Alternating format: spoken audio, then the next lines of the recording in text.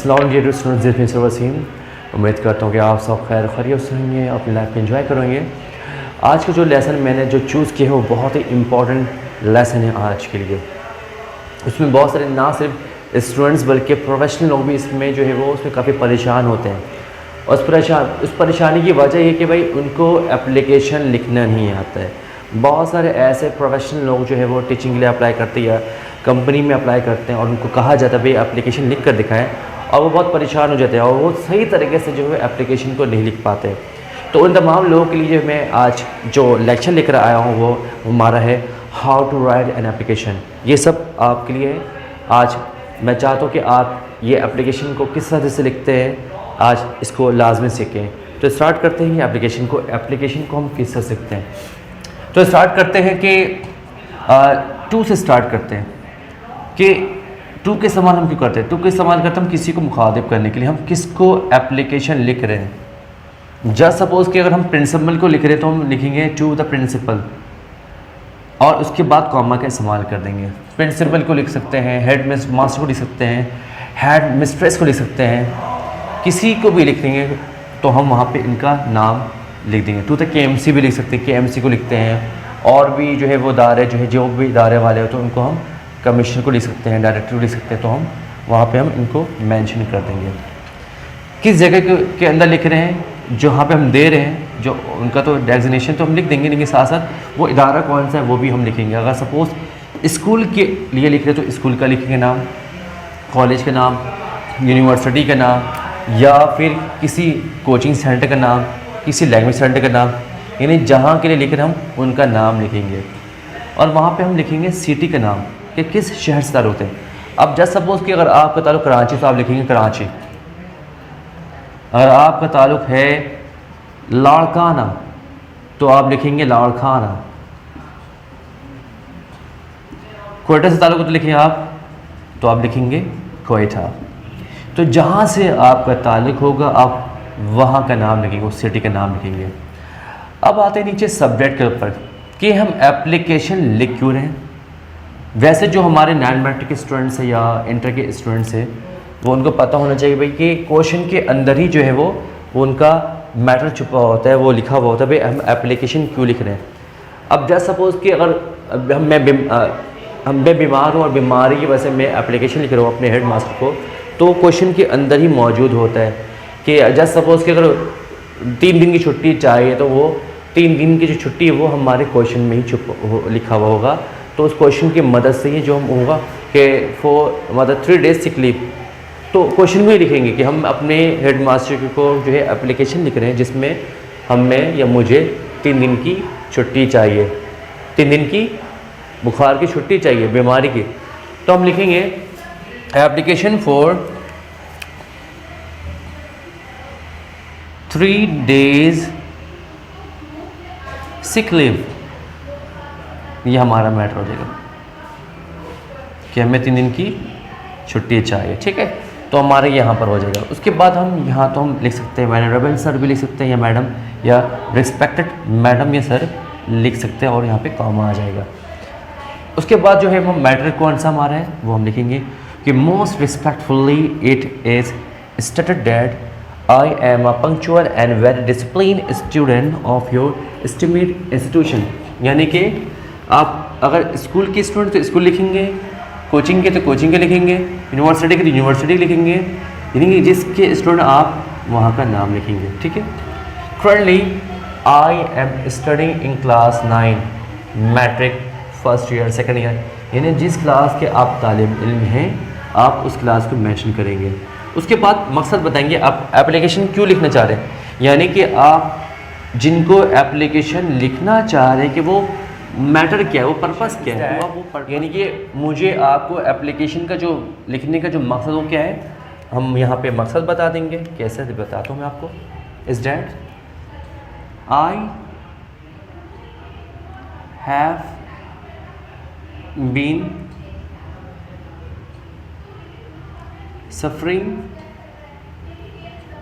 from fever since yesterday। यानी कल से क्या हुए बीमार हूँ। दैट्स वाई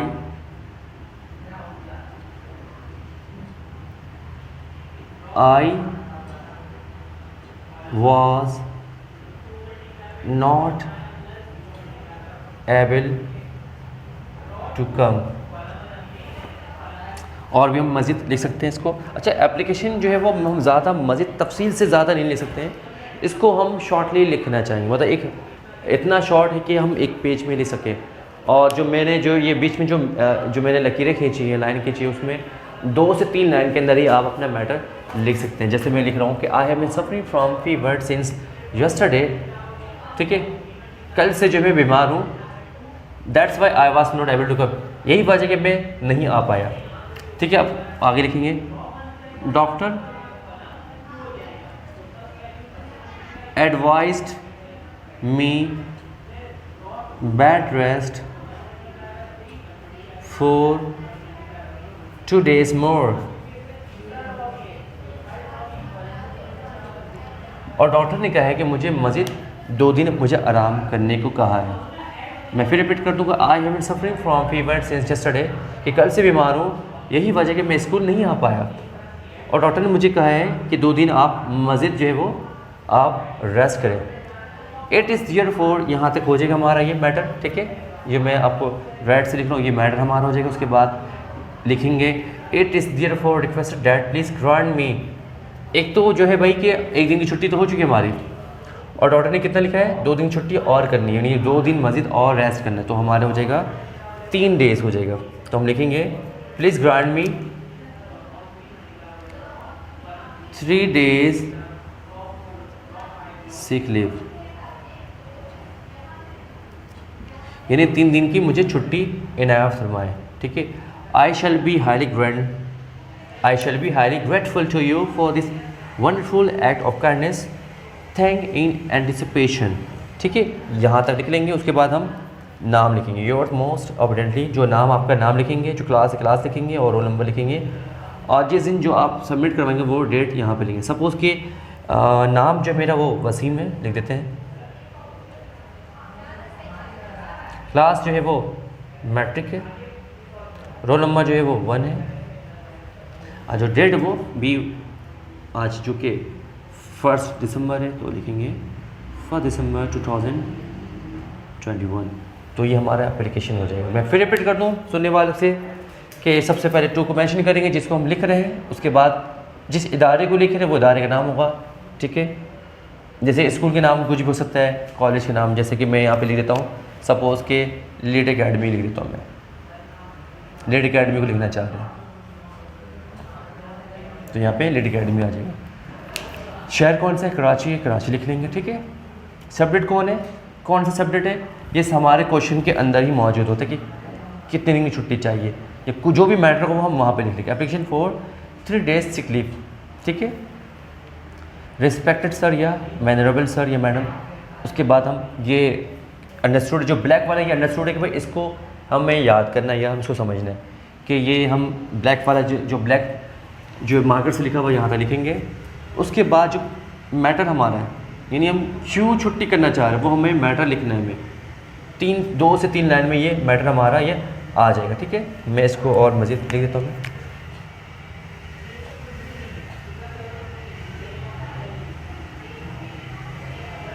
ये हमारा जो कंटेंट ये 3 लाइन के अंदर ये मौजूद है, ठीक है। ये हमारा ये कंटेंट हमने लिख लिया। उसके बाद ये फिक्स ब्लैक मार्कर से लिखा हुआ है कि ये इस मैटर में क्या लिखना है, तो ये हमारा लिख लेंगे। उसके बाद क्यों लिखना है, it is therefore requested that please grant me, क्या ग्रांट करना है, यानी कि जो हम उनको लिख रहे हैं हेड मास्टर को कि ग्रांट किस चीज़ से ग्रांट चाहिए, वो ग्रांट हमारी 3 दिन की छुट्टी चाहिए, ठीक है। उसके बाद हम उनसे जो शुक्रिया अदा करेंगे कि आपके हम बहुत शुक्रगुजार होंगे, ठीक है, आपकी काइंडनेस का। उसके बाद शुक्रिया अदा करेंगे और अपने नाम लिख देंगे, रोल नंबर के साथ, क्लास के साथ लिख देंगे। तो ये हमारे ये पैटर्न हो जाएगा। एप्लीकेशन पैटर्न जो हम फ्यूचर के लिए भी लिखते हैं, ठीक है। उसके बाद पास्ट के लिए भी लिखते हैं, ठीक है। किस तरह से नीचे मैटर आएगा बीच में कि हमारा एप्लीकेशन पूरा तैयार हो जाएगा। मैं ये आपको सामने ही आपको एक पेज हो रहा होगा, नज़र आ रहा होगा कि भाई ये डिफरेंट कंटेंट से, डिफरेंट मेथड से हम एप्लीकेशन को सही तौर पे लिख सकते हैं। और आपको लेक्चर समझ में आया है तो इसको प्रैक्टिस करते रहिए, because practice makes a man perfect. Practice ही इंसान को परफेक्ट बनाती, तो इसको प्रैक्टिस करते रहिएगा। इंशाल्लाह आपको अपनी लाइफ में कभी भी प्रॉब्लम पेश नहीं आएगी। तो आज का टॉपिक यहीं पे इख्तिताम को पहुँचता है। अपना बहुत ज़्यादा ख्याल रखिएगा और सर्वसम को अपनी दुआ में याद रखिएगा। टेक केयर एंड अल्लाह हाफ़िज़।